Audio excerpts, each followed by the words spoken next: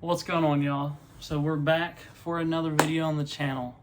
Happy December, everyone. It's the holiday seasons, and I'm excited to get into this video because I feel like it's going to hold me accountable. A lot of times I make a TBR at the start of the month and then it is just wrecked by the end of the month, and it's just it's mangled.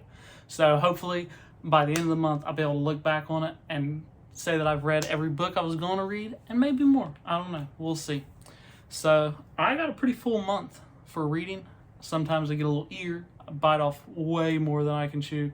So this month I think I have 10 books, which might, now that I'm saying it out loud, seems like a lot more than I should probably go for. But hey, aim high.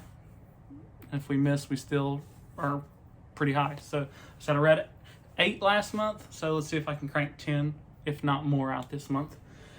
So number 1 on this list is Mr. Joe Hill's Nosferatu, which I feel like is a must.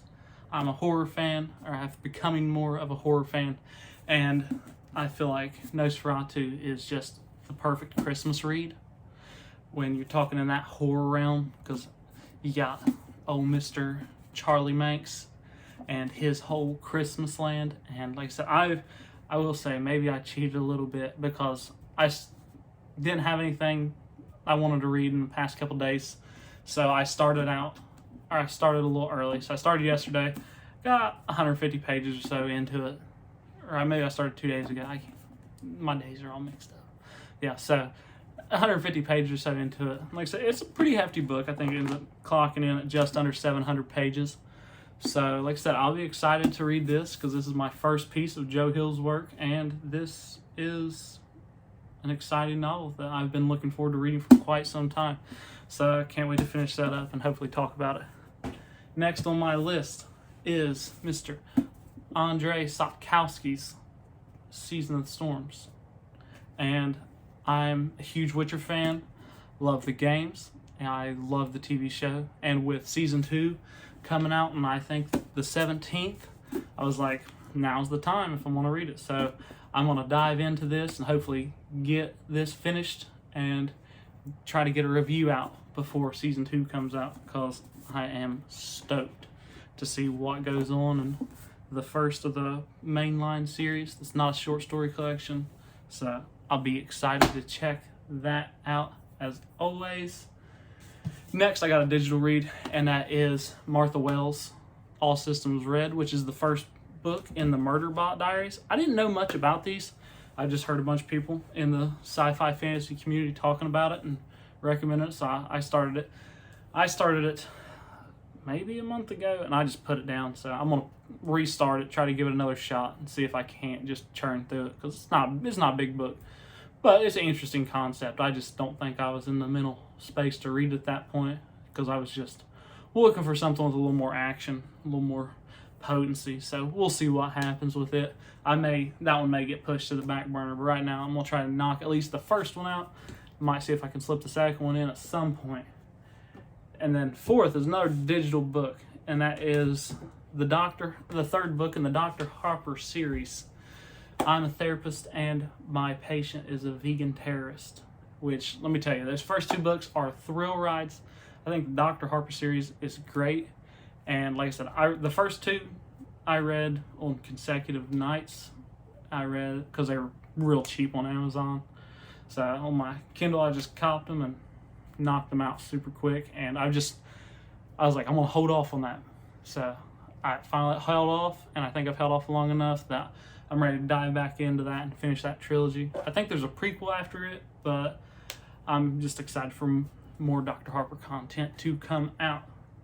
And then next, so this is a book that got pushed from my reading list because I went in October. I was hoping to do more spooky season reading. I'd end up not.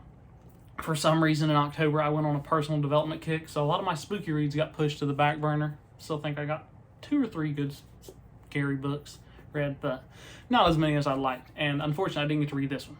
So that's Stephen King's Misery. And I feel like this one doesn't, any of Stephen King's work, you don't even need to talk about. Like, it's that iconic.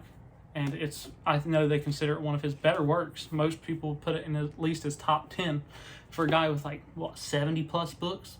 Pretty high. So I said I'm excited to read about Paul Sheldon and I believe it's Annie Wilkes, and to see what goes on with that whole story. Like I said, it's something I wasn't too familiar with the story of Misery until recently, when I started getting more into King's work and stuff. So, like I said, I'm very hyped to read it.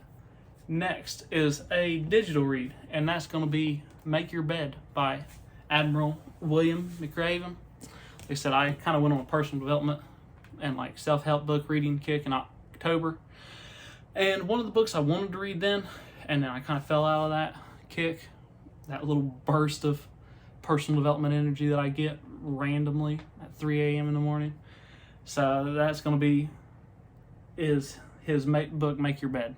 And like I said, it's a tiny book. I think it's 90 pages, 89 pages, something like that.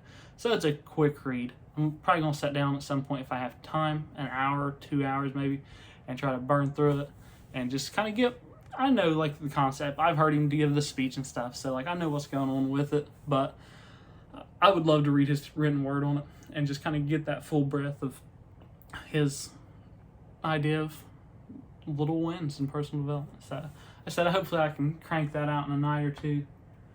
And then next, this is a book I've been meaning to read forever, and that is Mr. Douglas Adams' Hitchhiker's Guide to the Galaxy. I never realized it was this short, because it's just over 200 pages. So it'll be something quick, easy. You can bang it out in a night, maybe two. And so I think I can burn through that pretty easy. And like I said, it's another one of those books. It's a classic. It's one of the OG sci-fi novels, and its reputation still lives to this day. I've heard it's a genuinely hilarious book, and I look forward to cackling and giggling as I read it.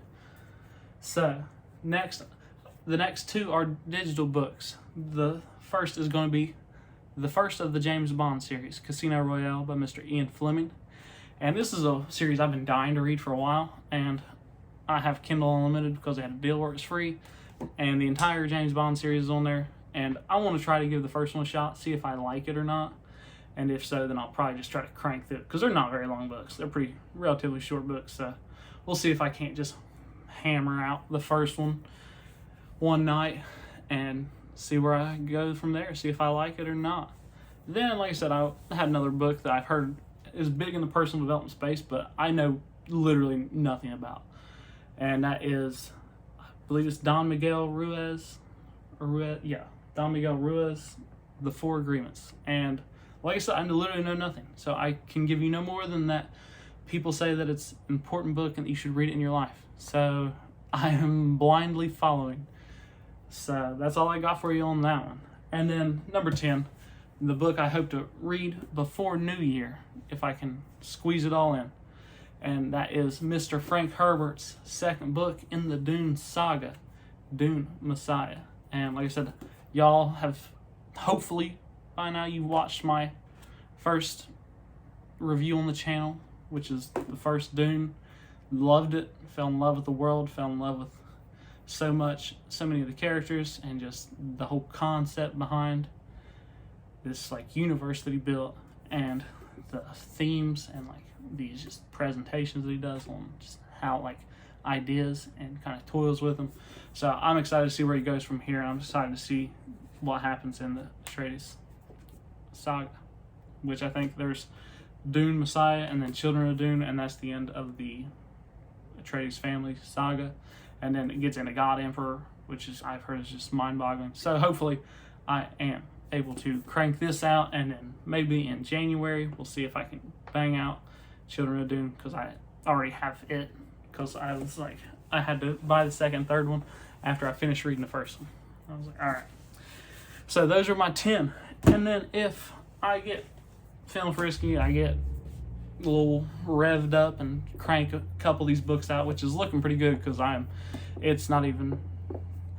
on the first day of December, and I'm a good chunk into my first book of the month, which is the biggest book of the month I'm reading. Then I'm going to try to give Shirley Jackson's We Have Always Lived in the Castle I always get the title mixed up, so sorry, I have to double check myself. Yeah, so I wanted to give Miss Shirley Jackson's work a look. I'm not crazy on Shirley Jackson's work. I've read, only had 2 interactions. There's things I've read. The Lottery, the short story, and then I read the Haunted Hill House, which I wasn't super crazy about, but we're going to give it another try. Maybe I just haven't found my stride, or I haven't been in the place where I should be when I'm trying to read her work. So we'll see. And then I also may want to give Mitch Albom's The 5 People You Meet in Heaven, or Tuesdays with Morrie. I have both of them. I just didn't grab Tuesdays with Morrie. That's why I have this copy. So, like I said, that's my plan for December. Let me know what you guys are going to read this month, because I'd love to talk about it. Let me know down below. So let me know what you think of. Let me know if anyone out there is reading some of the books I'm reading. And if you are, hit me up, because I want to talk about it. All right, that's all I got for you. But remember, this month, stay reading, y'all.